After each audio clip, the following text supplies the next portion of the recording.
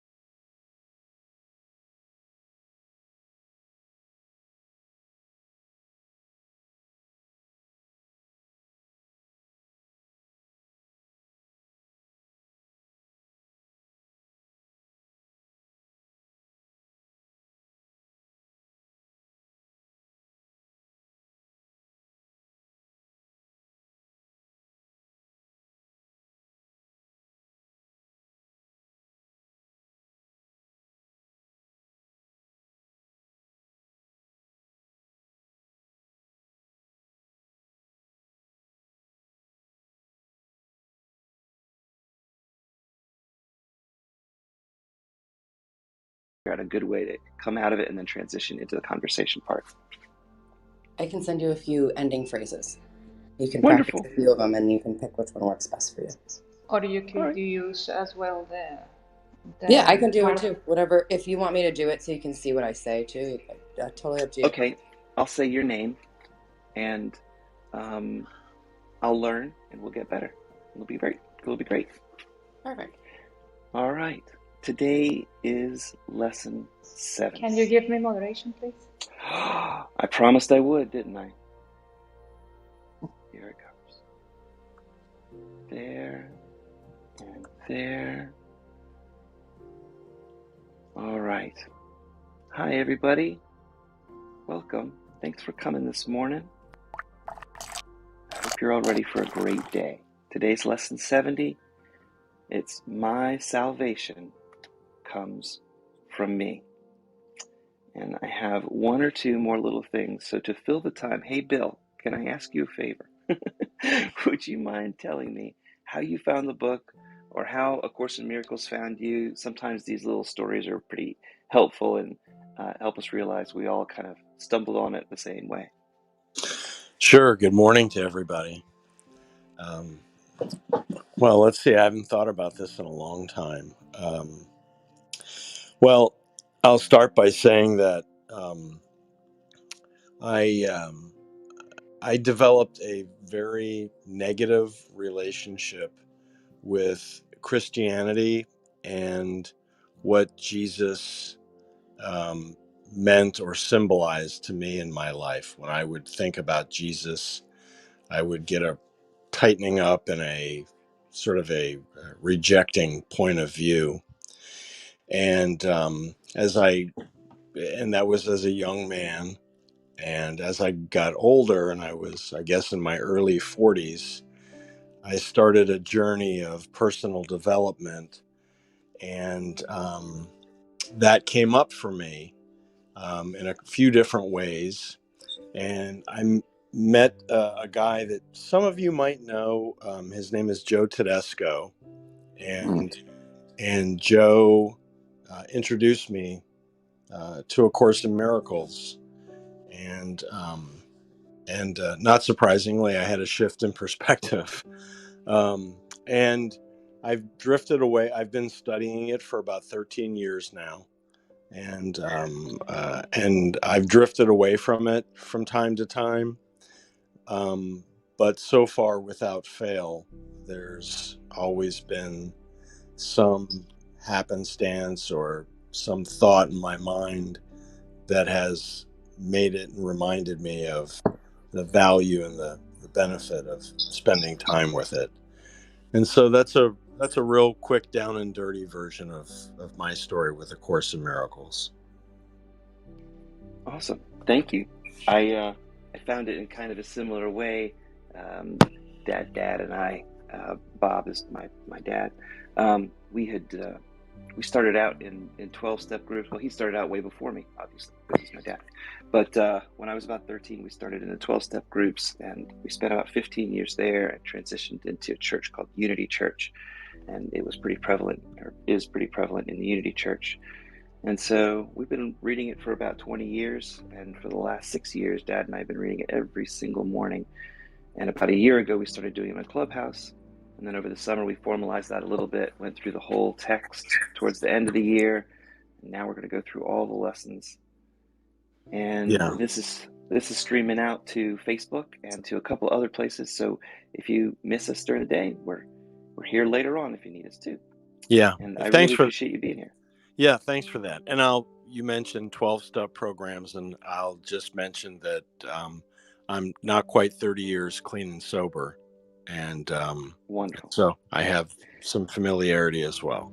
I feel like this is a haven for old timers. Honestly, I feel like it's an easy way to take the next steps. You know, this is steps 13, 14, and 15 kind of thing. It feels like that to me. So I hope it helps you too, because I needed something after the 12 steps. I needed something else. Yeah. All right, I'm going to jump in and read this guy, and we're going to have a fantastic day. Thanks again, Bill. I appreciate that.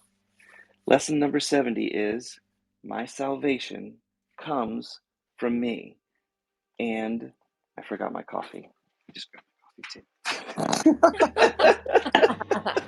Forgive me, everybody. Very nice lesson. I had it all lined up, and then messed it up. That sounds like my salvation comes from coffee. Oh my God. Of course. If you don't have your coffee, you cannot be saved. Now that I have the coffee, now the salvation comes from me. I am possessed of the caffeine. All right. Yeah, and it's Friday, everybody. We got a weekend in front of us. Yay. And we can't hear the message without hearing you drink your coffee. I know. Or grab my pills out. You can tell how I figure out the day of the week, because I open my pill box. It's got the day of the week on it. Hey, everybody. Welcome to your 50s. All right. My salvation comes from me. All temptation is nothing more than some form of the basic temptation not to believe the idea for today, that my salvation comes from me. Salvation seems to come from anywhere except you. So, too, does the source of guilt seem to come from anywhere except, yourself. You see neither guilt nor salvation as in your own split mind, and nowhere else. When you realize that all guilt is solely an invention of your own egoic mind, you also realize that guilt and salvation must be in the same place. In understanding that the source of both guilt and salvation must be in your own mind, you are saved. The seeming cost of accepting today's idea is this. It means that nothing outside of yourself can save you. Nothing outside of yourself can give you peace. But today's idea that your salvation comes from you also means that nothing outside of yourself can hurt you, or disturb your peace, or upset you in any way. Today's idea that your salvation comes from you places you in charge of the universe where you belong, because of what you are, which is God's beloved child. Being God's beloved child is not a role that could be partially accepted. And you must surely begin to see that today's idea that your salvation comes from you is your salvation because you are God's beloved child. It may not, however, be clear to you why the recognition that guilt is in your own mind entails the realization that salvation is there in your own mind as well. God would not have put the remedy for sickness of guilt where the remedy cannot help. Placing the remedy where it cannot be found is the way your egoic mind has worked, but hardly the way that God's loving mind works. God wants you to be healed. So God has kept the source of healing where the need for healing lies. Your own mind needs to be healed because that is the source for all guilt. You have tried to do just the opposite, making every attempt, however distorted and fantastic it might be, to separate healing from the sickness for which healing was intended, and thus keep the sickness. Your purpose was to ensure that healing did not occur. God's purpose was to ensure that healing did occur. Today, we practice realizing that God's will and our will are really the same in this desire to have yourself be healed. God wants us to be healed. And we do not really want to be sick because sickness makes us unhappy. Therefore, in accepting the idea for today that my salvation comes from me, we are really in agreement with God. God does not want us to be sick. Neither do we want to be sick. God wants us to be healed. So do we want to be healed. We are ready for 2 longer practice periods today, each of which should last some 10 to 15 minutes. We'll knock one of those out together right here, right now, and then save the last one for tonight, and you can come back to the recording if you need to. We will, however, still let you decide when to undertake these 2 practice periods, although it sounds like I'm insisting that we're going to do one now. We will follow this practice for a number of lessons, and it would again be well to decide in advance when would be a good time to lay aside for each of these 2 practice periods, then adhering to your own decisions as closely as possible. Well, you decided to join me here, so that takes care of one of them. Set your reminder for the second one, and we'll be good to go. Begin these practice periods by repeating the idea for the day that my salvation comes from me. Add an extra statement to signify your recognition that salvation comes from nothing outside of you, such as, my salvation comes from me, my salvation cannot come from anywhere else, or my salvation comes from me, why would I bother looking outside? Whatever works for you. Then devote a few minutes with your eyes closed to reviewing some of the external places where you have looked for salvation in your egoic past, in other people, in possessions, in various situations or events, and in self-concepts that your ego sought to make real. Recognize that your salvation is not there outside of you, and tell yourself, my salvation cannot come from any of these things. My salvation comes from me and only me. Now, we will try again to reach the light in you, which is where your salvation is. You cannot find the light, in the clouds that surround the light. And it is in those clouds you have been looking for your salvation. The light that is your salvation is not there. Your salvation is past the clouds and in the light beyond. Remember that you will have to go through the clouds before you can reach the light. But remember also that you have never found anything in the cloud patterns your egoic split mind imagined that endured, or that you really wanted. Since all of the ego's illusions of salvation have failed you, surely you do not want to remain in the clouds, looking vainly for idols there, when you could so easily walk past those clouds and walk on into the light of real salvation. Try to pass the clouds by whatever means appeals to you. If it helps you, think of me, Jesus, or the Christ consciousness within you, holding your hand and leading you.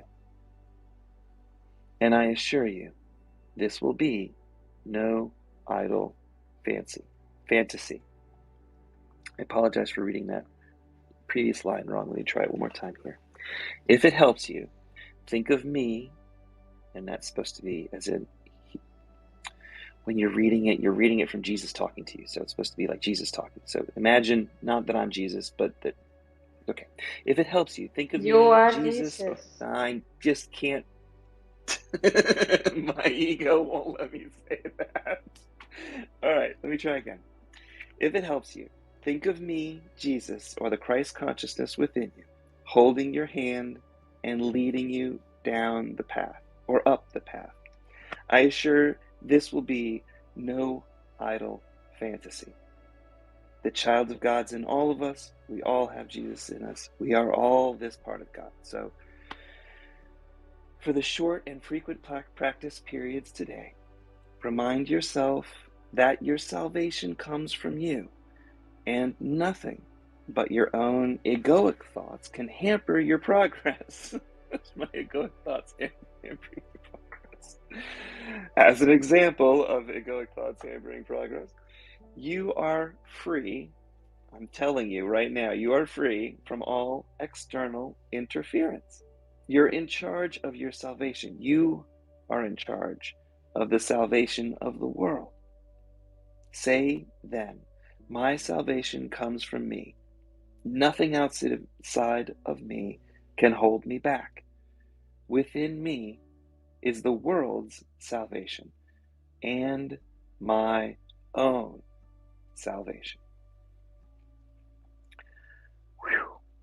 Thank you guys for playing along with Lee as he struggles with his ego, tries to read just the words and not take credit for it. Here are the notes for lesson 70. Everybody take a sip of coffee here. All right, I muted while I slept. Notes to lesson 70. My salvation comes from me. Lesson 70, my salvation comes from me, is a pivotal lesson in this course. I would like to draw your attention to the second paragraph, which I will quote based on the Dummies format previously discussed. The second paragraph states the following. The seeming cost of accepting today's idea that your salvation comes from you is this. It means that nothing outside yourself can save you. Nothing outside yourself can give you peace. But it also means that nothing outside of yourself can hurt you, or disturb your peace, or upset you in any way. Today's idea that your salvation comes from you places you in charge of the universe, where you belong, because of what you are, which is God's beloved child.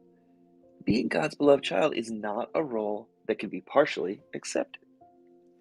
And you must surely begin to see that accepting today's idea that your salvation comes from you is your salvation because you are God's beloved child. It is only from your split mind's misperceptions that you need be saved. Your split mind is the source for all sin, guilt, and fear that seems to torment you. Since the source of your problem is your own split mind, the healing must take place within your own mind's belief system. Due to your ego's belief system in separation, your split mind perceives that both the source of your guilt and your salvation must be somewhere outside of your own mind. This is because the ego believes that love did not create you like itself. Thus, you are not perfect, not whole, and very incomplete. You are justified in holding grievances against God and His world. Your ego perceives a world of victims and victimizers. It teaches that there are outside forces that are beyond your control.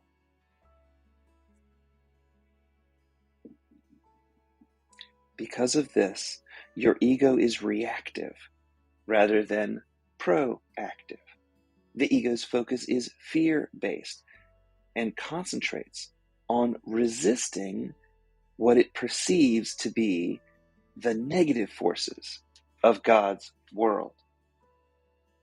Your ego refuses to take responsibility for the world it made up to support its own beliefs. Your ego projects its own guilt upon God and blames God for the mess that it made. Sometimes my 11-year-old daughter blames her 8-year-old brother for messes that she made. It's just like that when you're looking down on children.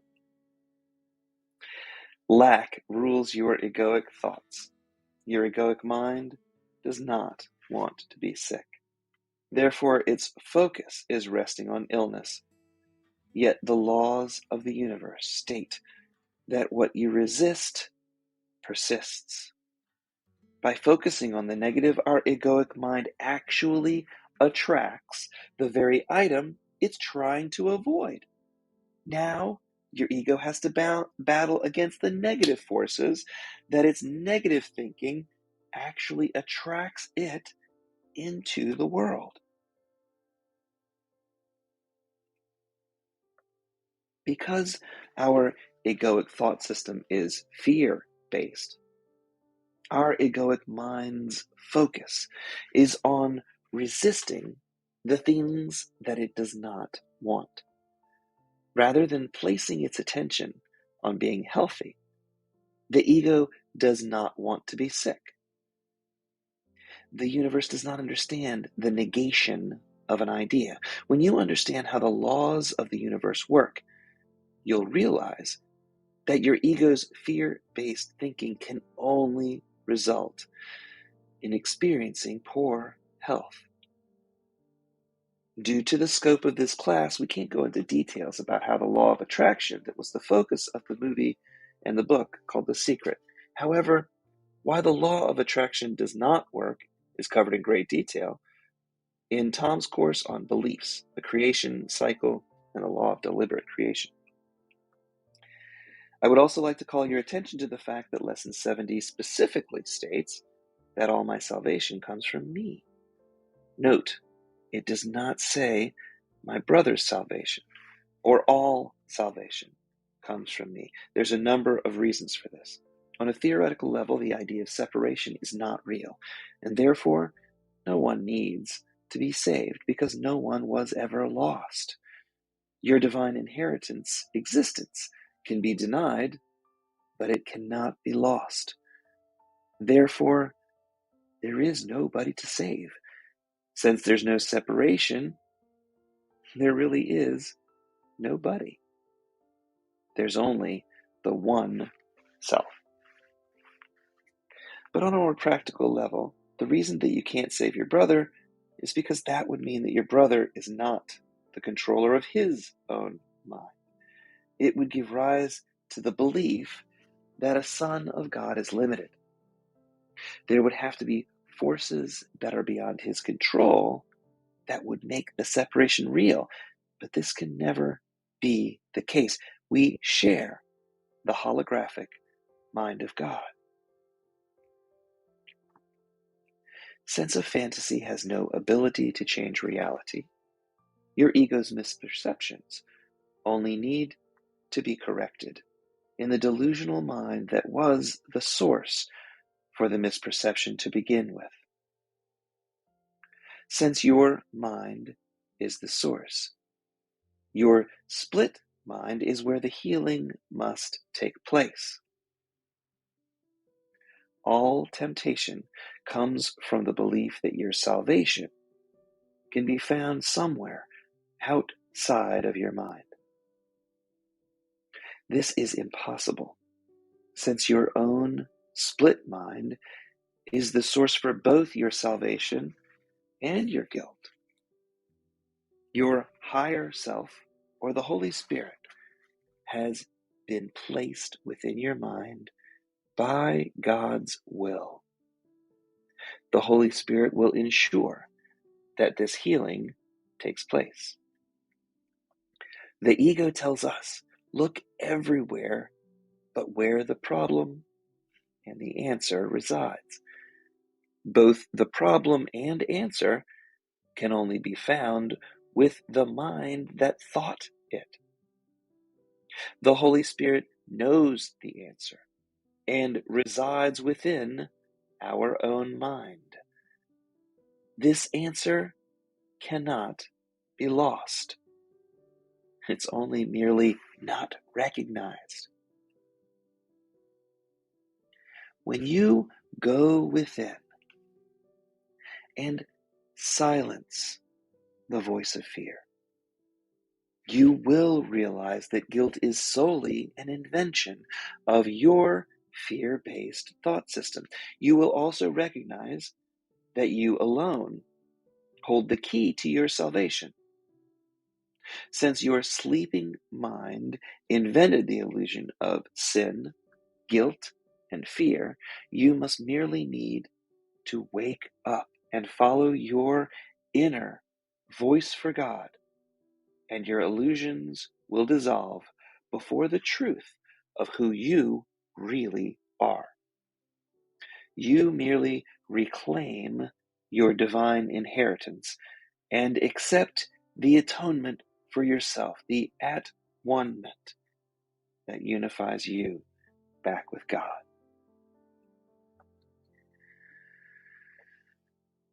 Now it's time to relax for a moment.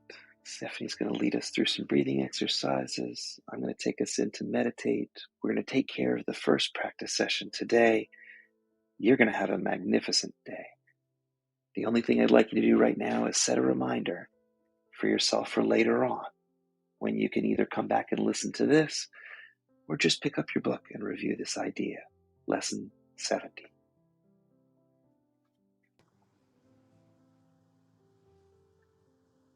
Go ahead, Stephanie, whenever you're ready. My salvation comes from me. Good morning, everybody.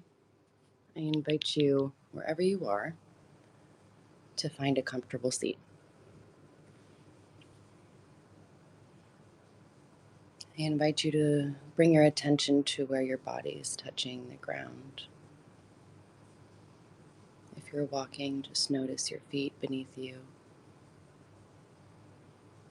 I invite you to straighten your spine, pull your shoulders down and back.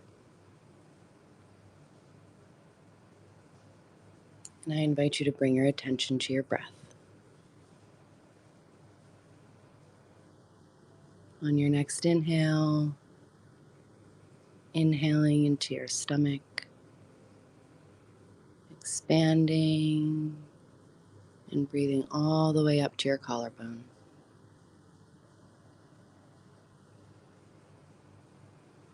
When you exhale, exhaling with control.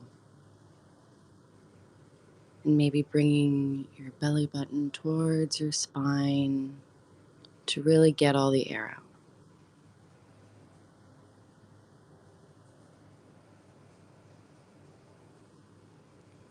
On your next inhale, I invite you to take the deepest breath you've taken all day.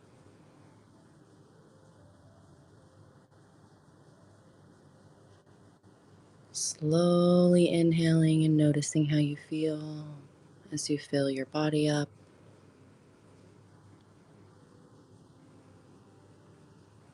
As you exhale, imagine all your breath going into the ground, into Mother Nature. One last breath, inhaling nice and slow.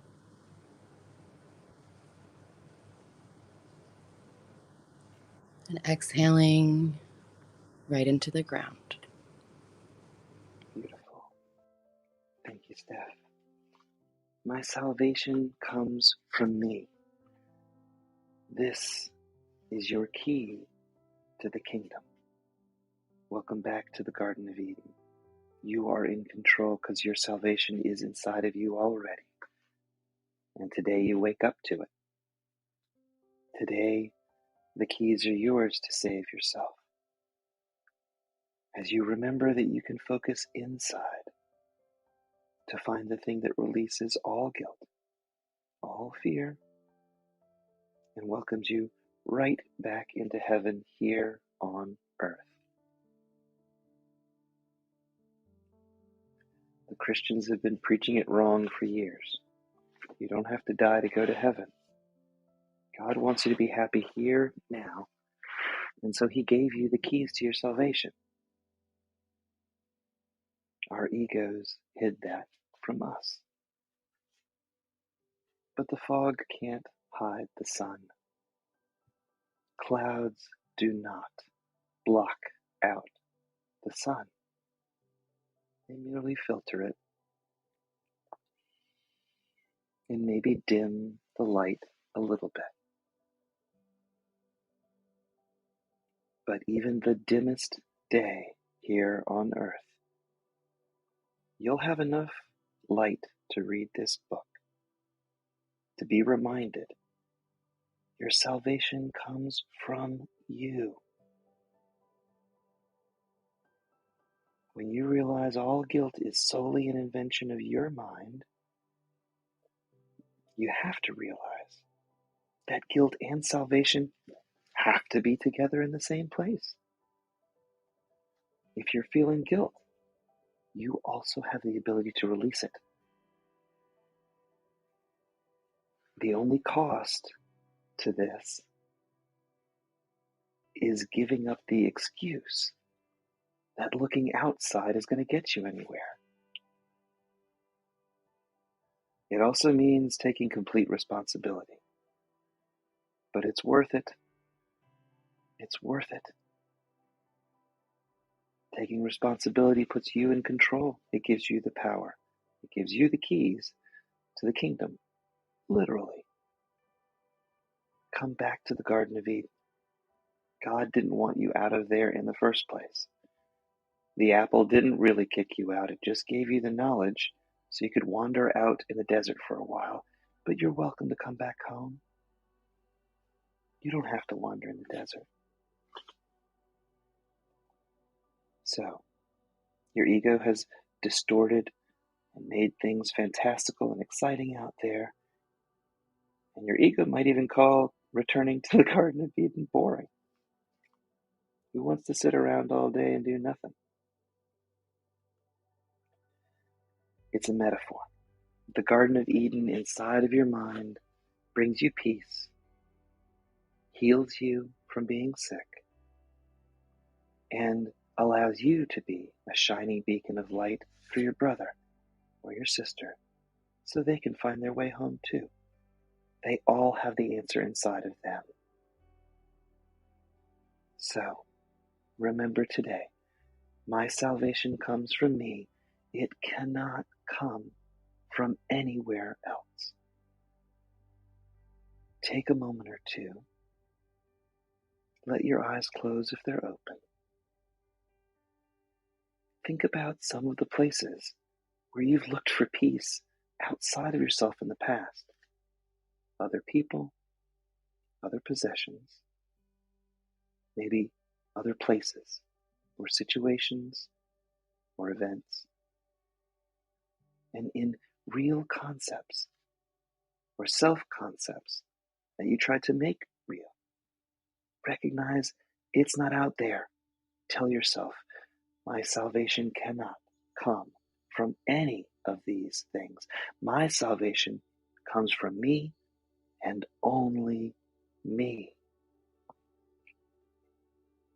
Reach inside to find the light that is inside of you. It's where your salvation is. The ego speaks first and loudest. Everything after that, the silence that follows, is God's guidance. Have faith in it. It will tell you the truth. It will find the light beyond the clouds and guide you there. Don't let that mist slow you down.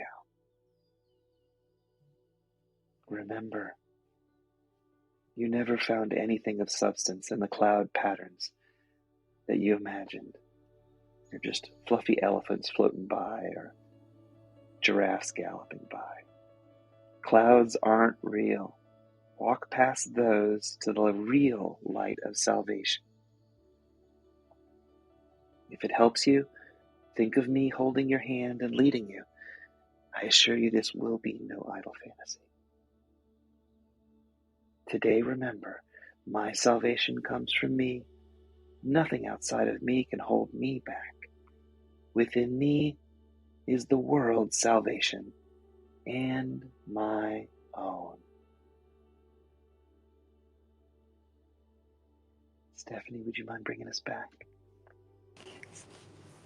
Bring your attention back to the floor beneath you, wherever your body is contacting the floor. Watch your next breath, your body rise and fall, becoming aware of your physical body again, and then become aware of the walls around you in conjunction to your body. Slowly wiggle your fingers and toes, and gently open your eyes. Thank you, Stephanie. Wonderfully helpful. I appreciate that. Guys, we did it. We got one in our belts. We're ready to go. 7:14 in the morning. It's 27 degrees here. I hope it's warmer wherever you're at. And we're headed towards a beautiful early spring day, let's call it. I'm excited about this. Yesterday, Adriana and I went to look at a place where we could live. I get so excited. Lots of good stuff on the horizon. So the question of the day, if you feel like coming up here and talking with us, is today's idea states that nothing outside of yourself can hurt you or disturb your peace or upset you in any way. This idea places you in charge of your universe, where you belong. You alone decide which thought system you will follow. Based on that choice, your inner world will generate the outer world you perceive. Does your outer world reflect an inner world of peace, allowance, love, and forgiveness? If not, you're following the voice for fear. You need to listen to the voice for truth that resides within your own split mind.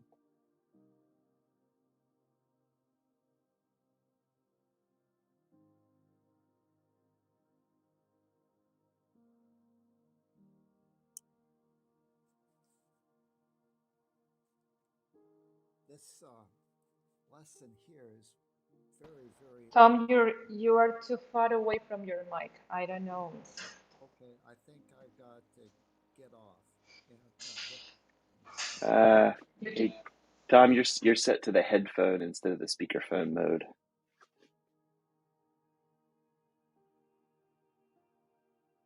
Anybody else want to share? I'm sure he'll figure it out.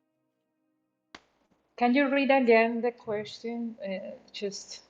Sure, no problem. Yeah. Today's idea states that nothing outside of yourself can hurt you or disturb your peace or upset you in any way. This idea places you in charge of your universe where you belong. You alone decide which thought system you'll follow. Based on that choice, your inner world will generate the outer world you perceive. Does your outer world reflect an inner world of peace, allowance, love, and forgiveness? If not, you're following the voice for fear. You need to listen to the voice for truth, in caps right there, right? That's God. That resides within your own split mind. And anybody can feel free to share that wants. Tom, were you able to fix your mic? He seems to. It's still in the wrong way. Yeah. Okay. I mean, it's so far away. Can barely hear you. Well, meanwhile, If you bring your phone up to your mouth and you talk directly into it, it would sound okay, Tom. Yep. All right. So I'll come back and I'll at least tell you where I'm coming from on this one. 68, 69, and 70 have always been kind of pivotal parts. They hit during when springtime is gearing up. It's the time of the world where we're waking back up from wintertime. And so invariably, as I've gone through these lessons, this is the time when the rubber hits the road. And we've got laid our baseline of how we're trying to separate our two sets of thoughts. We try and make it black and white so that it feels like the ego is the bad guy and God's the good guy. It's always, of course, a lot more gray and muddy than that. But our ego generally speaks first and loudest, and those generally tend to be kind of a negative reaction. They're not always. Sometimes our ego, does some good stuff. That's why it's so hard to figure out where the voice actually is. But the reality is, no matter what the ego says, if you're quiet, what comes after is the voice of God. What comes after the ego is done complaining or suggesting or thinking it's knowing what's going on is another layer of answer that is deeper and more clear and connected to the universe.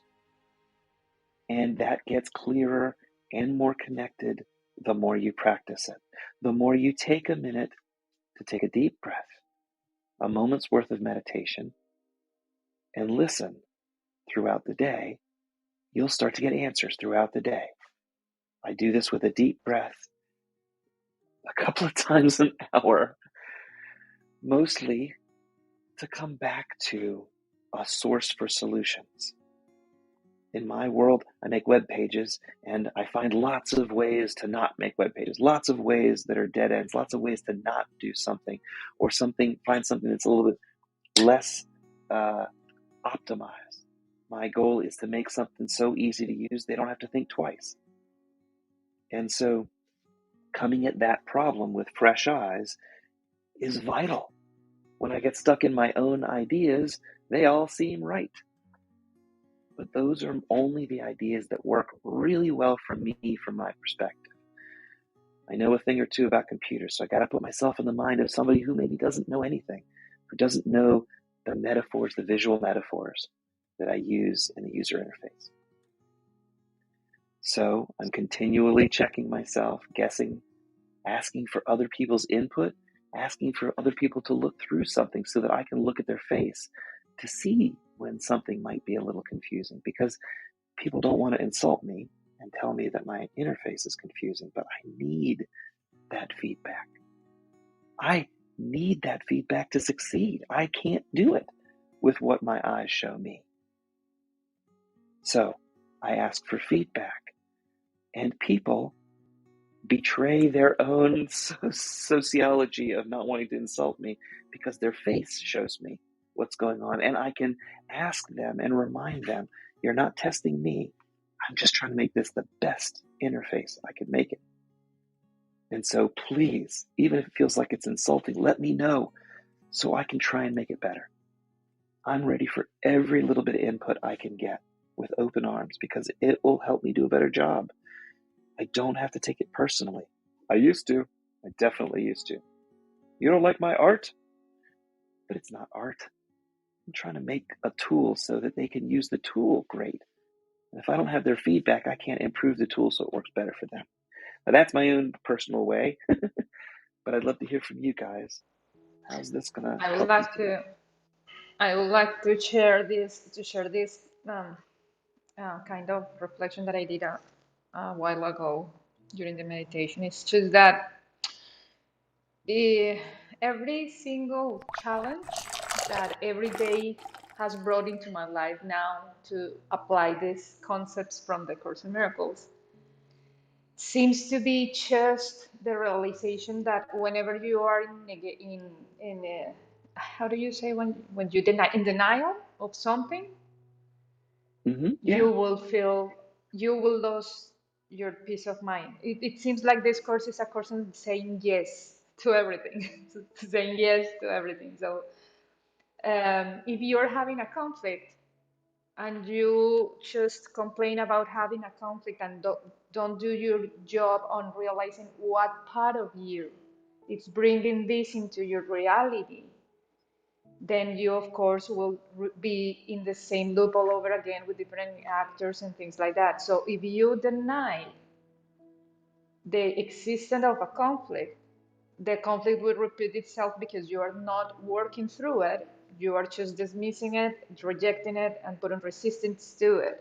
And it's like a battle against yourself, and yourself wants you to remember who you are, so you will still get this kind of lesson in other form. But if you have a conflict and then you said, yes, this is mine. Yes, I need to work on something here that I'm not seeing because I have done so many things already and nothing works. Please, somebody help me, God, whatever. That's where the magic happens. Wait up. That's when like the miracle happens and you start to see some form of light that will help you realize what is the part of you that is causing this kind of conflict in your perception of reality.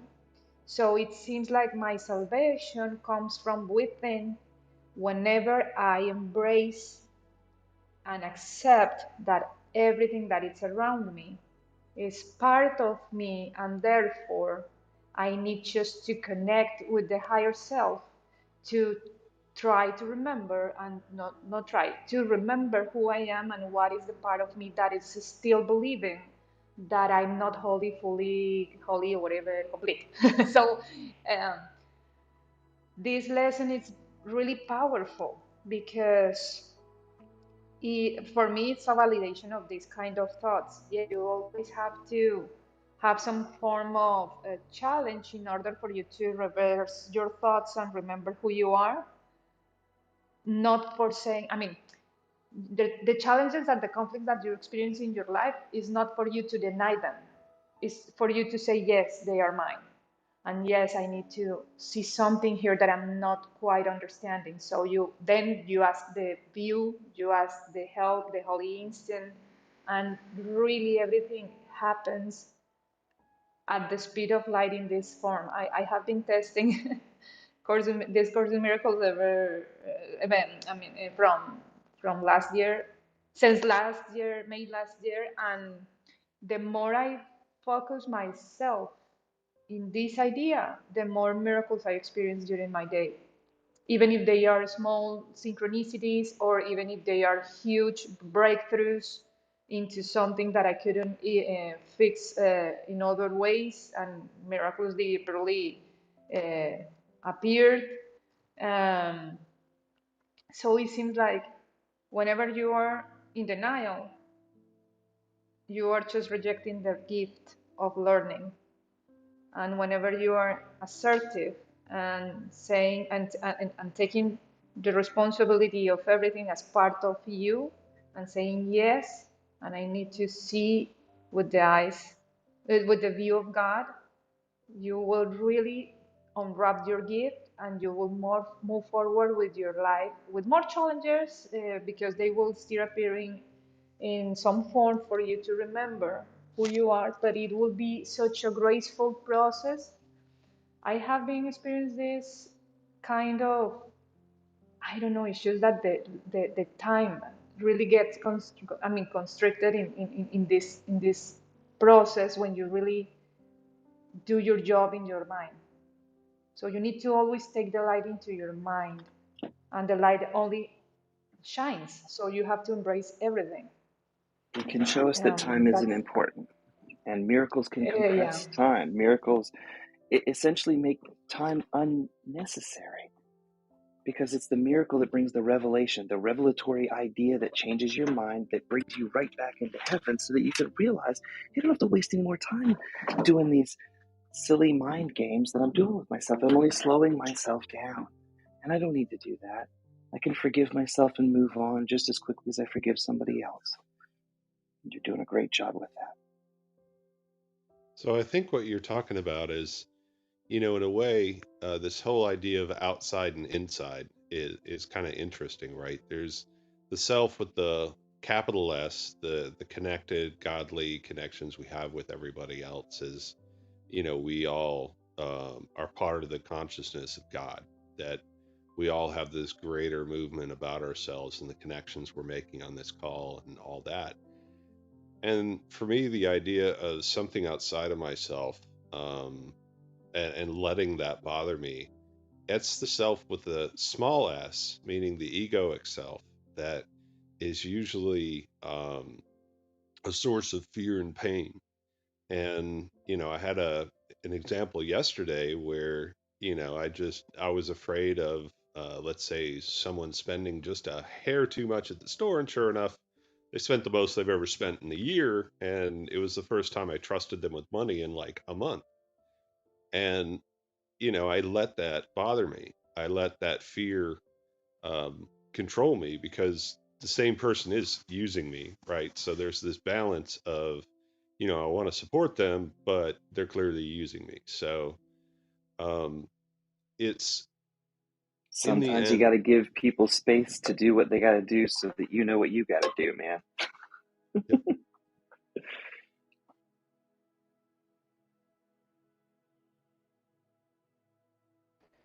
Tom, can you try to share with us again? I was seeing your Oh, mic on. okay. Can you hear me now? We sure can. Thank you. Oh, okay. Uh, yeah, I was just going to say, this lesson is really pivotal, because if you can accept that as the truth, that you are the source of the problem and you are the source for the correction of the problem, that gives you a tremendous amount of uh, power and also freedom in how you wish to live your world. Uh, Lee had said in the lesson itself, it talked about Jesus saying, Jesus, will hold your hand and take you through those clouds if you want him, or the Holy Spirit or whatever. But he would take, and Lee said, well, I my ego has a hard time of accepting that I could be Jesus. Uh, and this is one of our problems. We want to argue for our littleness. We want to deny our divine birthright. And until we can forgive ourselves for that belief and understand, and this really becomes an issue of authority. If God said that He created us perfect, whole, and complete, who are we to argue? But our ego, because of its belief in separation, wants us to continue digging in the same thought system of fear to find the solution to the problem. You can never escape fear within the thought system that was designed to perpetuate and maintain that fear in the first place. And the foundation of the egoic thought system is this belief in separation, lack, sin, fear, and guilt. And so that's what we need to overthrow and just become aware that we have and are the holder of our own karmic keys. It's us that condemns ourselves. And until we can grant ourselves permission to accept God's love, it flows continuously because unconditional love just flows. But until we're willing to embrace that as opposed to resist it and say we're not worthy, we're going to continue to be trapped in that egoic fear-based thought system. So, it's the law of allowance says that unless you can, no matter how qualified and skilled you are and deserving of something, you will never have the life that you desire until you can imagine it for yourself. Otherwise, see yourself as God's beloved child and give yourself permission. You've got to say, I'm entitled. We have to move into this idea of entitlement that we're deserving. But as long as we believe that we've got to uh, do some penance, somehow earn our divine birthright, we'll continue to keep the egoic thought system alive and struggle. And because we'll think that we don't deserve it.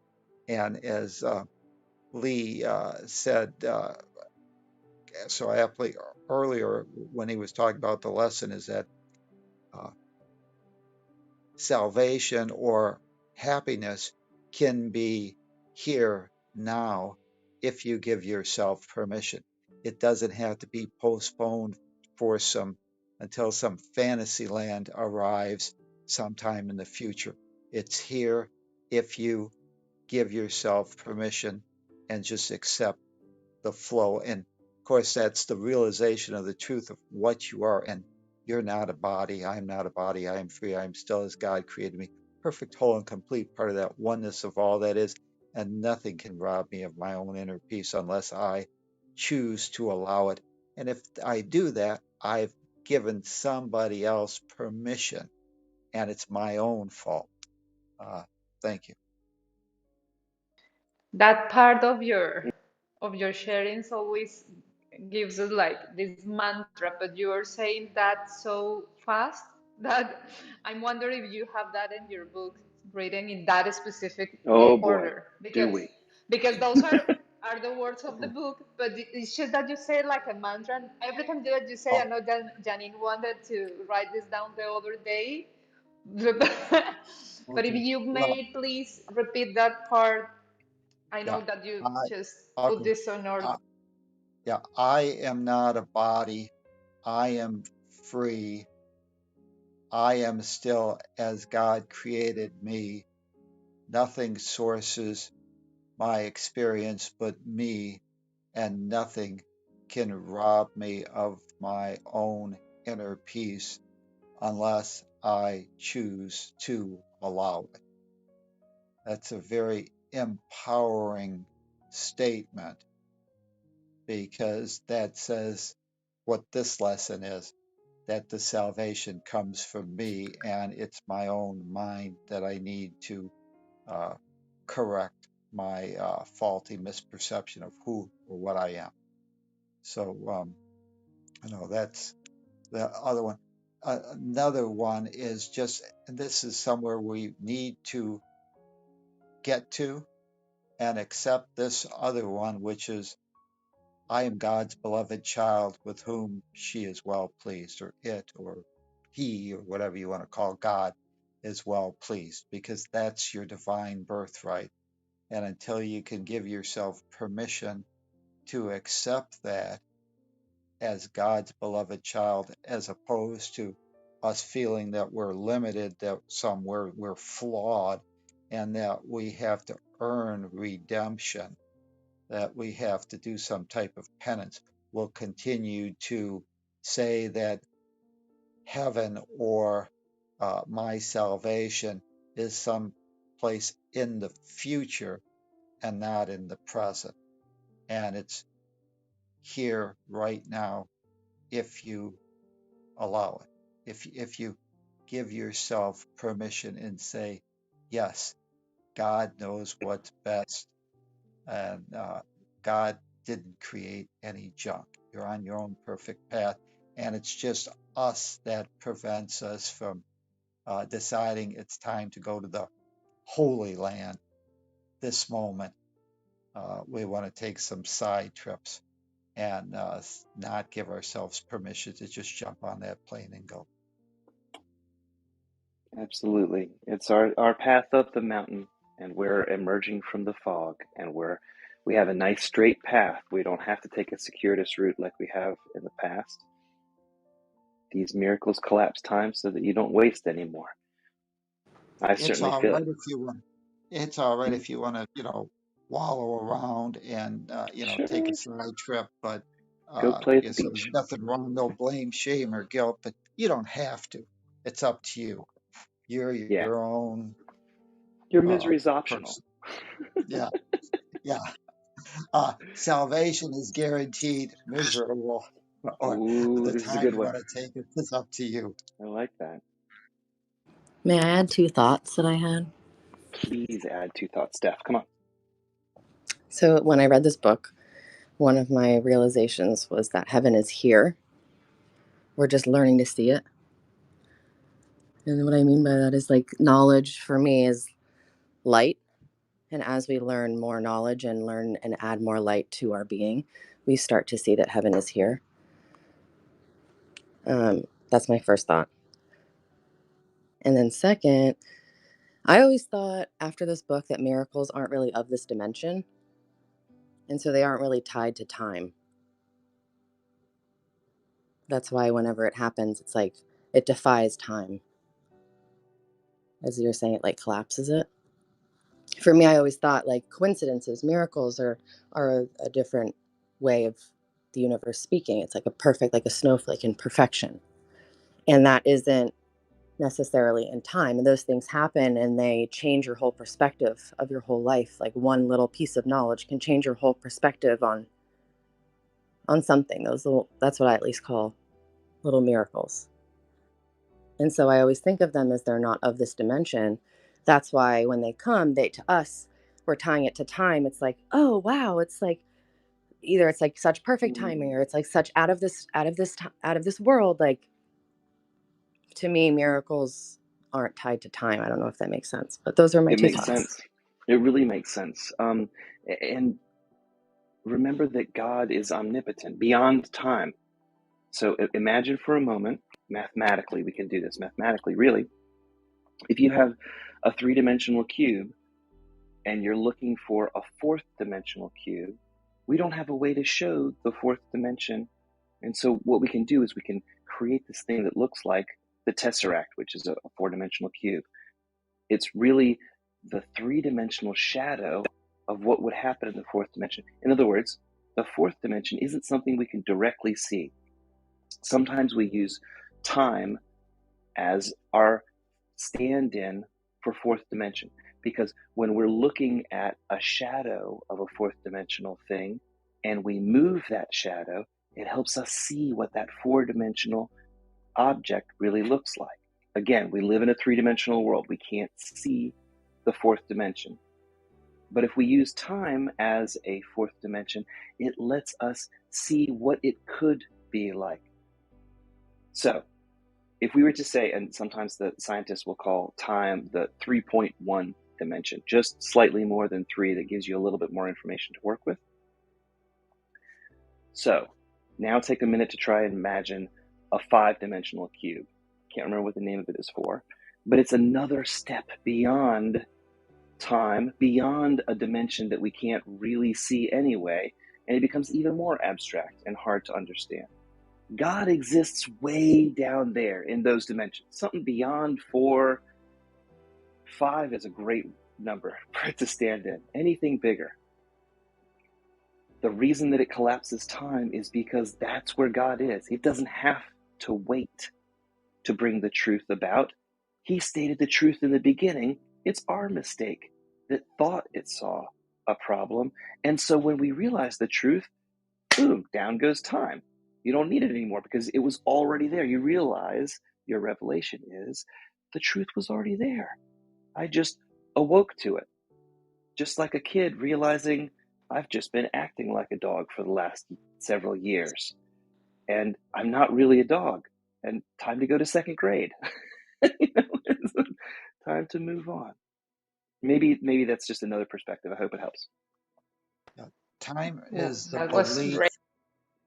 Well, time is the belief that there's a gap between cause and effect, uh, and that gap is really uh, the result of us believing that we need some time, some gap before we can get the result of the cause.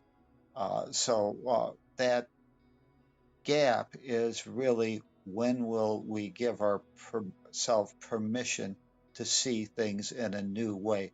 When will we allow ourselves? So, in regards to this time space continuum, time is this belief that we did something wrong and therefore we have to suffer or do something to earn our redemption.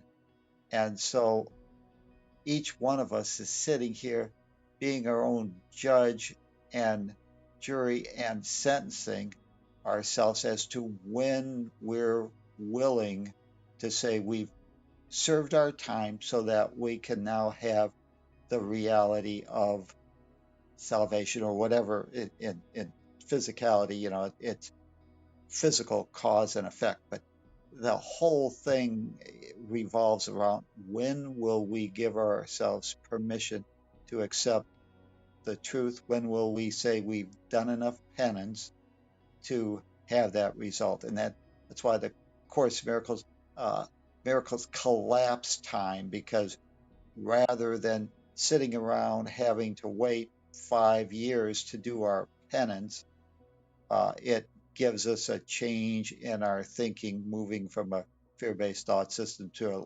love-based thought system. And that when we move there, cause and effect no longer needs to be so extended out. So it collapses it, and we have that reality right in front of us. I hope that makes sense. Sure does.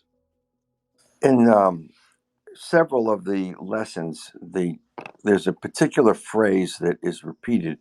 I think this particular one is repeated more than any other, and it is the beginning of what Tom used before that Adriana asked about. It was, I am not a body, I am free. I am as God created me. That particular statement was in the text of this book, of course, and it also forms the title of at least three, I think, three different um, lessons. And Adriana, you brought up a really interesting question by asking Tom to repeat that particular mantra, you called it. And I think that what everybody finds is in their own particular way, there's a way out of the mess we're in. And whatever that is, there's a lesson or 2 or 10 that will help us get there. And I think we each form our own mantra. Um, and that mantra is what we go back to, that we personally make by simply, it's not even that we make it consciously, we repeat it enough times, it comes back to us enough times as we go through life, and we screw up here or we fix something here. And, I can tell you that the first time that maybe not the first time, but after the first few times that I saw that particular statement, I am not a body, I am free. I am as God created me. Later on, it becomes, I am still as God created me. That became a marching statement for me. It was when I was in a previous house, I had to walk up this long hill to get to the mailbox. And I began to use it in cadence, just to kind of, anytime during the day that I was going up that little hill, I just repeated that, and it became more and more real. Every single word had a meaning, and sometimes the meaning for one word would change, and that's how it became also my mantra. It's interesting that Tom starts his mantra off with that, but it's kind of probably like the basis, because I won't swear to what I'm about to say, but I believe it's true. People have said it to me more than once. That particular statement occurs more often as a full statement than anything else in our book. So it's a good place to start your own personal mantra, because it's the basic premise here that anytime we get stuck in time, as everybody has been mentioning, or stuck in our ego or whatever, that's the first thought we need to get out of the mess we're in. I am not a body. I am free. I'm still as God created me. And then that opens up other thoughts. And I think everybody comes up with their own personal remembrances. I've heard Tom say these enough times that I could almost try and link all of them together. But by then I would probably have forgotten whatever the problem was. I think we have to find our own way, and it's a good thing to find those statements as we go through this book. And that's why the lessons are so important. They're different from the text. The text is a general explanation of all these things, and it does kind of flow. But I believe, and I think we all agree, anyone who's been through the whole book at least once, if not several times, we really need all three platforms to study. Some of us learn it better by these lessons. Some of us learn it better by the text. I know someone who told me the first time he ever picked up the book, he read the text and he was done. Yep. And I couldn't possibly do that. It just wasn't working that way for me. I needed everything. So I love this particular lesson, and how each one is just a little bit different piece that it gets me around the next cycle of action that I have to go through in life to move up that spiral.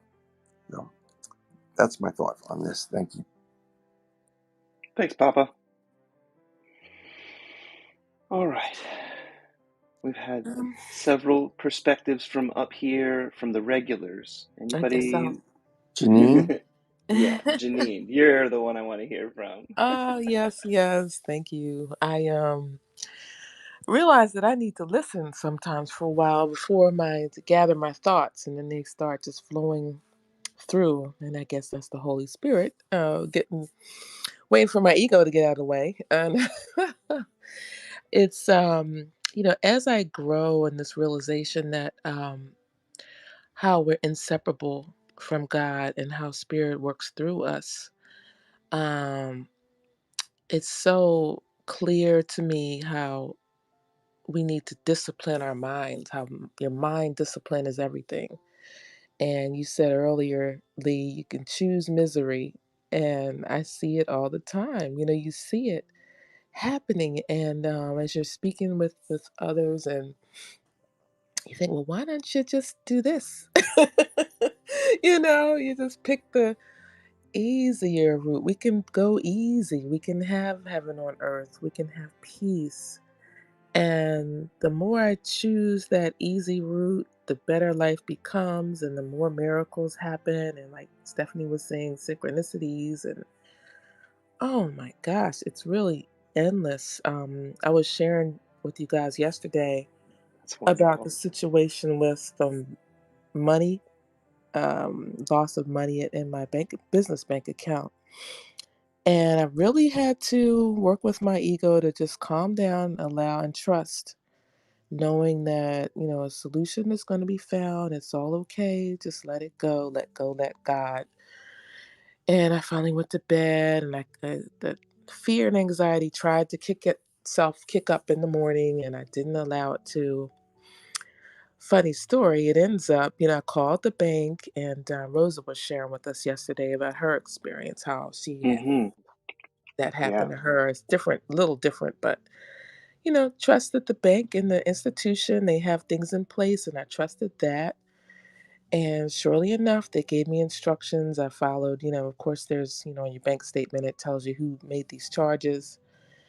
And I was totally at peace through the whole thing. I just made the calls and got to the root of it without going through all the boring details. The funny outcome was I have this wonderful contractor. I flip houses. I don't know if I've ever talked about what I do.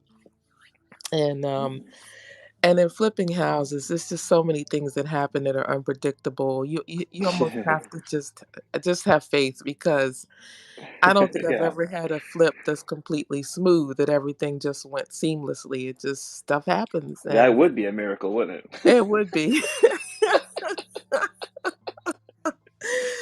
Oh my goodness. So in this particular property, my contractor had rented a huge piece of machinery that would allow him to pull off the back of this house or just rip it apart. And I hadn't been back to the property in some time because we're doing a couple flips, and I trust that he has it. He's excellent.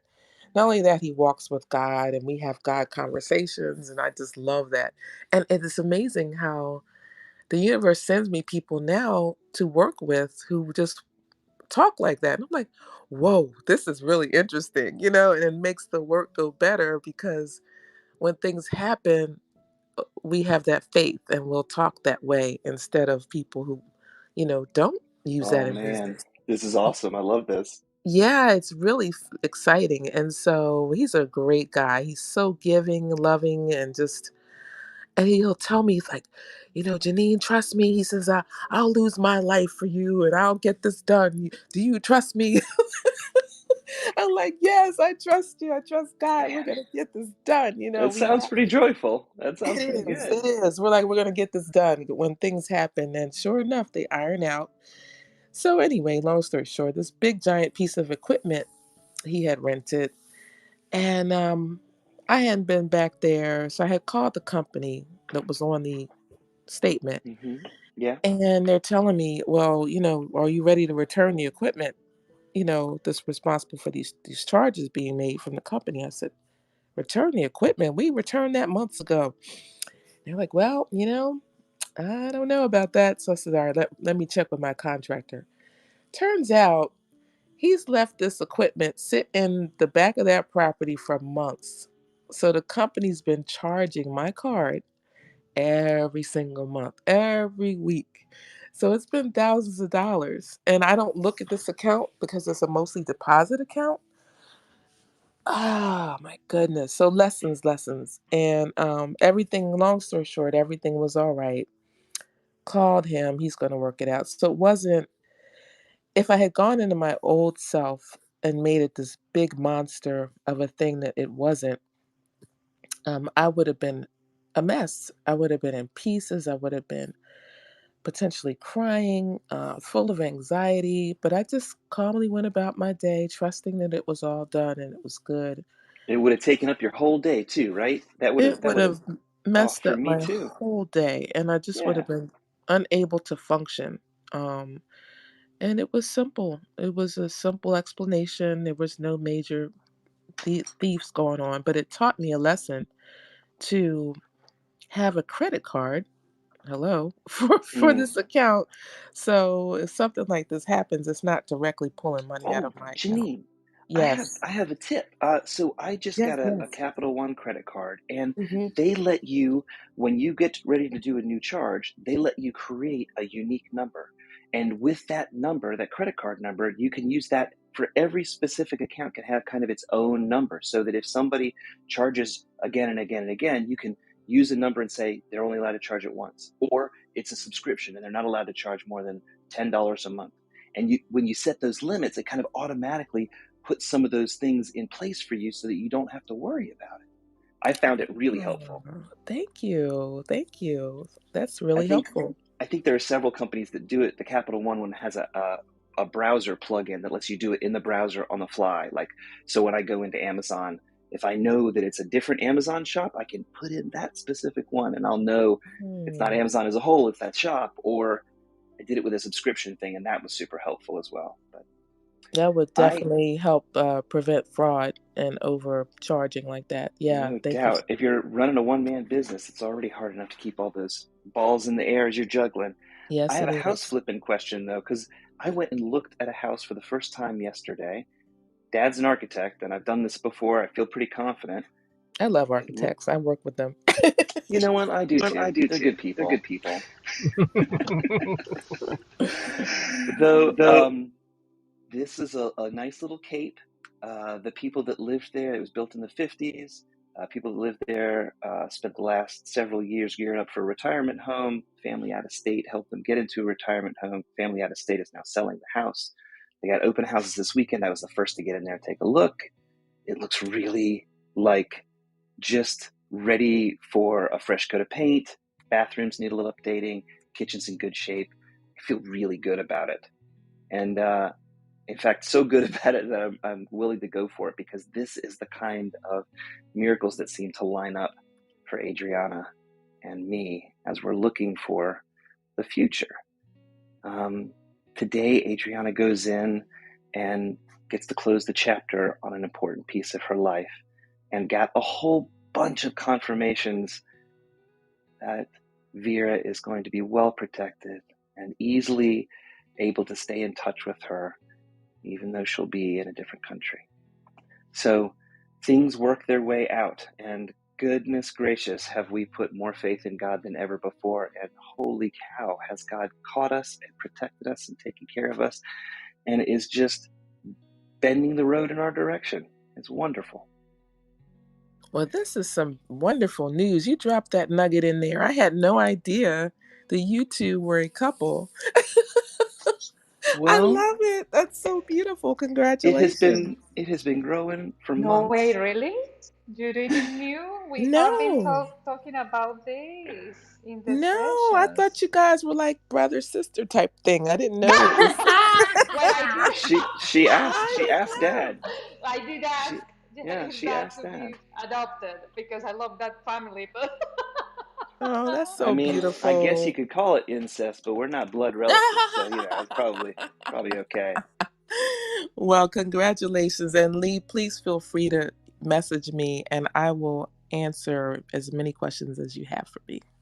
Thank you. I will. I appreciate that so much. And just to let you guys know that the book works.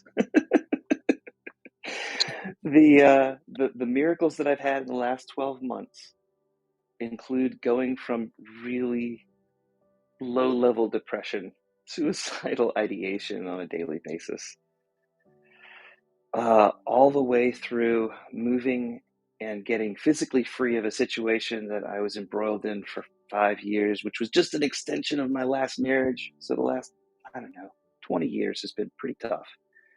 But it's given me plenty of time to learn how to listen a lot more carefully, how to be a lot more patient, and wait for God to put the right things in front of me so that the solutions kind of arrive fully baked. That's the only reason it seems to be going so fast right now, is that we spent plenty of time where you need do nothing and you can let God line everything up. So I have stopped trying to swim upstream and relaxed and stopped fighting, and it's nice and easy to flow downstream and go the way you're supposed to go. My salvation comes from me. The answers have been inside all along. Hey, I hope I'm pronouncing this right. Anelia? Anelia? I welcomed you up. Yeah, I was writing. Thank you. Hi, Aniela. Hello, Guten Morgen. everyone. Oh, Guten welcome. Yeah, Morgen. welcome. I'm Says willkommen, willkommen. Thank you. Thank you. Dankeschön. I'm very. I have a lot of emotions because English is a third language, and That's okay. I hope I can say what I'm feeling. I'm very glad to meet you, and my story about Course in Miracle, ein Kurs in Wundern auf Deutsch. I met a community in Germany about Lisa Natoli program, 40 days, the course in 40 days. And that was about 1.5 years ago. Mm-hmm. And for me was like, this is the language of the universe, what is saying in this book, without to be important which nationality, which religion we have. This was for me the answer of many questions. I felt a lot, but I couldn't understand it. And now I see this is a course for my mind to see how is my ego and to see the way to be nearly to the God, to understand Yes. my own self like God's child, like creator, to lost a lot of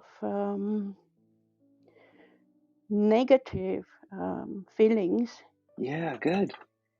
and so choose God away from me to give me this answer in the kind I needed. And in Germany exists a great community about atheism and about at the same time I met the book, I met this community, and since this time I developed my own self. I met many others like me, and we are all the time students and teachers for each Yeah. other. Like I believe Tom says, you said, we need feedback, but this feedback, it has two directions. Once for the mind, like words and explanations, and second, what we are feeling. And I felt a lot, and I couldn't understand why the mind is other. And we have in this German community the chance to have like you lessons, everyday lessons. It's about nearly 1 year science in this community exists this possibility. And we have also the chance to study like compact art, like Nisa Anatoly has done in this 40 days. Yes, And we have Lisa Natoli, right? yes. Yeah, she's actually just down the street from me. She lives 2 towns over. I met this program. Sorry, I cannot explain better. I met this in the German version, and this was the first connection to the spirit of the course. It's a great introduction. Yep. Yes, and then I felt the truth behind the word in the book in each lesson. I was looking now for the English version because we are speaking also about what is meaning. We took it from English and we have tried to understand in German, but I have the problem. I try to understand in my own language. I'm Romanian. I was born in Romania, grow up in Romania, and I'm living about 30 30 years in German. I see. And we have a great problem to have the connection between I am not my body, I am free. And I had about 23 years ago a near-death experience. And that's why I had now the answer why there was no time, why there was love. There we are one, but in such a kind that we couldn't explain in words.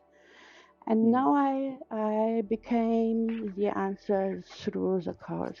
Each word has so deep meaning, and it's enough to hear it. This has an effect on each of us, deeper and deeper. And I made the experience anytime when I discover a part of ego, it was like a storm. It was deeply painful. And now I learned, don't give credit to this feeling because in That us adds energy. exists this power, this good feeling. When I close my eyes, who is there? When I was out of my body, who are there?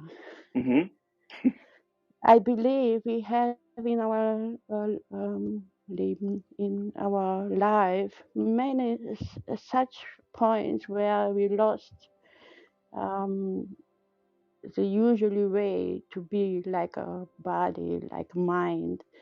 And I believe we can connect us and take it really on our way. What is good? What is freedom? Freedom is God. There is more space through my choice, through my deciding through your choices, to be a God's child. It's like you have tornadoes and you are staying in the middle. There is right. peace. The eye of the storm, it's peace. Yeah. There's peace. And so is with our inner guide, with our self, part of God. We have it all the time.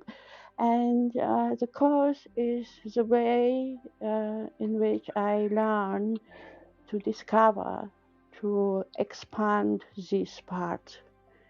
It's possible, it's wonderful.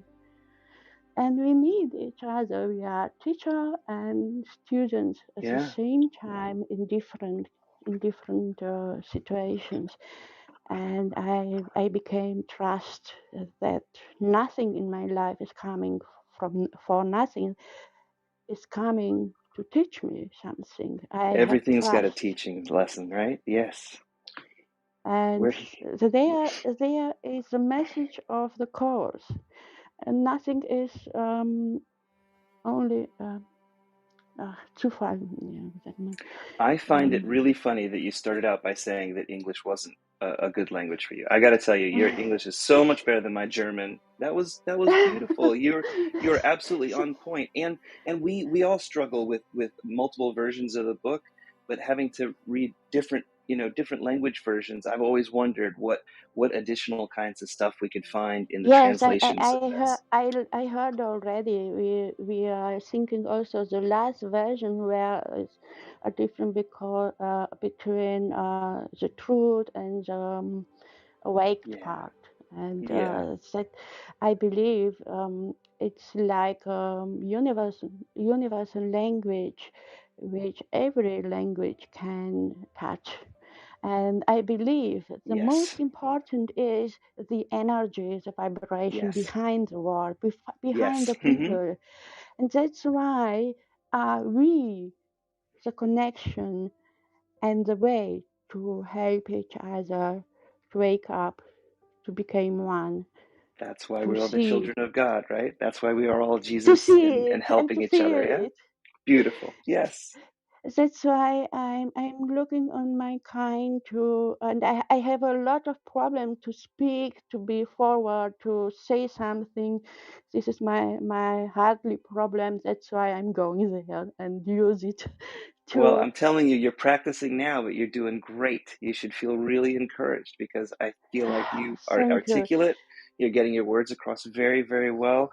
And you're far from the only person here who's going through the same struggles. Adriana, her first language is Spanish, and her English has gotten amazingly incredibly better in the last couple of months. And I please come back and keep sharing with us because I think your ideas are on point. And we do have a couple of different versions of the book. So we do have the main blue book that we all kind of came from. That's the only one there was for maybe the first 40 years or so. And a couple of years ago, a group called the Circle of Atonement published a purple book. And that one goes back to the core text, the original text, the dictation, and pulls back in about 40 to 50,000 words that were dropped in the editing process. And they put those words back in because they figured, if we edited it out, perhaps just having a chance to read the words as they came from Jesus directly is better than having it edited down. And they added in footnotes, and they added in some essays and things like that. So we read sometimes from that one to get the footnotes out. And then we also read from A Course in Miracles for Dummies. And the Dummies books were penned by an author. His name is Tom Wakechild. He's here in the room with us. And that is just a really helpful way to look at that third edition. But instead of the heavy editing that came before, we've got a replacement of some of the terms that are hard to figure out what's what. We exchange the it for God. Go ahead.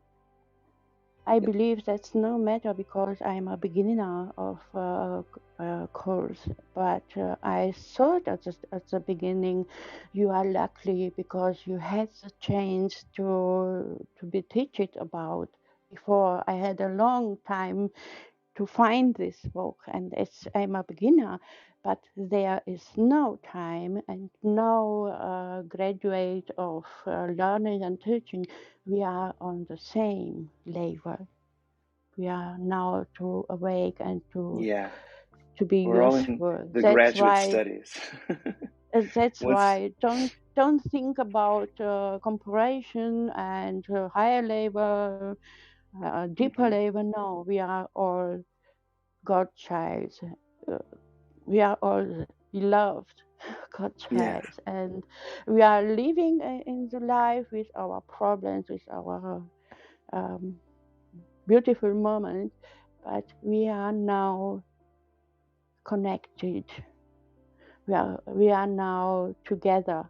Therefore, we were alone. We were so alone, and now we know we are all together, and we are coming fast and more and deeply. Now is the world yard into the same process. Absolutely. Thank you very much. Oh, thank you so much. And we're here every single morning at 6:30. It's about 2 hours before now I get started. And so we've got a space every day, no matter where you are in the world. If you've got your phone, you can come and be here and be welcome. And the recording is here. There's other meetings here, plenty of people like-minded to help you find that path and that voice that is inside of you to guide you. Today, My Salvation Comes From Me is Workbook Lesson 70, the one that we're focusing on. And we did one meditation already. If you want to listen to the replay, it's on for Clubhouse. You can also go to our Facebook group. We also have A Course in Miracles.live, the link at the top here. I have already updated that, so it's got today's lesson there, and it's got links back to the book and back to the Facebook group and to everywhere else I'm trying to send it. I'm trying to open the doors as widely as possible in this morning meeting. Every other meeting in our Clubhouse group is a closed meeting, and it's one that you can feel completely safe in sharing anything you want. So here I've got a public forum because I want as many people to hear and come back and share as I can get. And I want to cast the net as wide as this digital technology will allow me to. I feel very safe in doing that part. And I can tell nobody goes and watches these later on. I can tell that I've got 1 or 2 views on YouTube. I've got 1 or 2 views on Twitch. I've got 1 or 2 views on Facebook every single day. So and I'm not blaming any. I'm just saying that it's there. And my goal was to open it up and let everybody see it. And for anybody who wants it, we're here every morning. My dad and I committed to doing this. Well, actually, I guess all I can say is I committed to doing it. I needed to read this book every morning, starting August 21st, 2016. And I may have missed 10 days in there.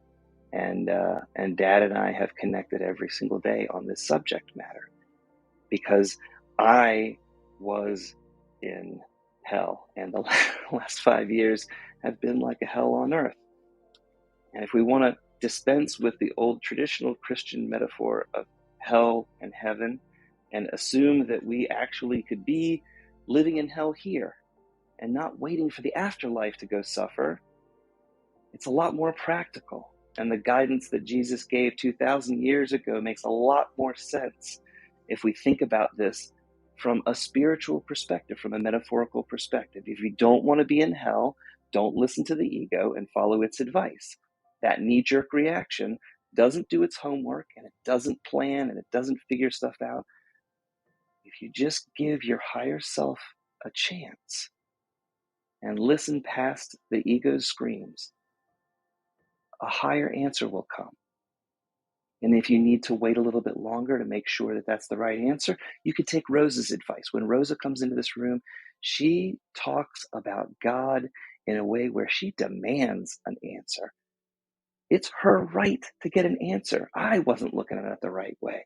We are the children of God. It is our right to ask and receive guidance, just like a child's got a right to ask their parents for guidance.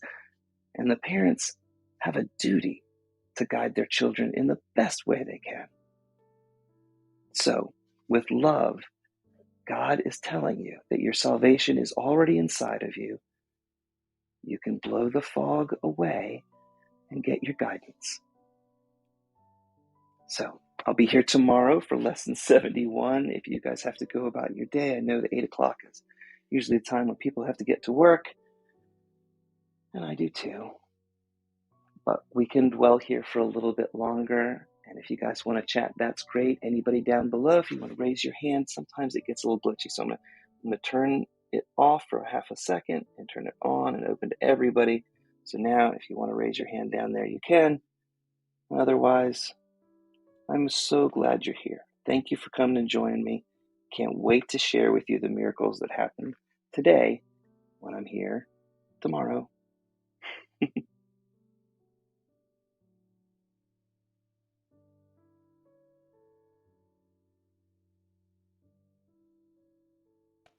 Well, thank you, everybody. See you tomorrow. Nice to meet you, Aniela. And have a wonderful day. Everybody, see you tomorrow. Bye-bye. Create a great day. Namaste. Namaste, Tom. Namaste, Tom. Namaste. Have a great day, everyone. Thanks, Janine. Have a nice shower. Hey, Lee. You got me. Y'all have a grand day. Namaste. Hey, Lee. Yeah. We've been doing this for over 2,000 days. Wow, I 2,028 totally forgot days. to. I totally forgot to check. That's amazing. 2,028 days. It's pretty cool. Yeah, man. Pretty cool. Pretty cool indeed. Anelia, am I pronouncing your name right? I want to get it right. It's Aniela. Thank you, Anila. Thank you too. Wonderful. Thank you for joining us. I really, really appreciate it. I can tell you, it's great to have different voices, different perspectives. I hope that wherever you are, you're safe and the conflict is farther away from you so that you feel safe and everything. But Just wanted to thank you one more time and send you some blessings. And I hope you can come back and join us.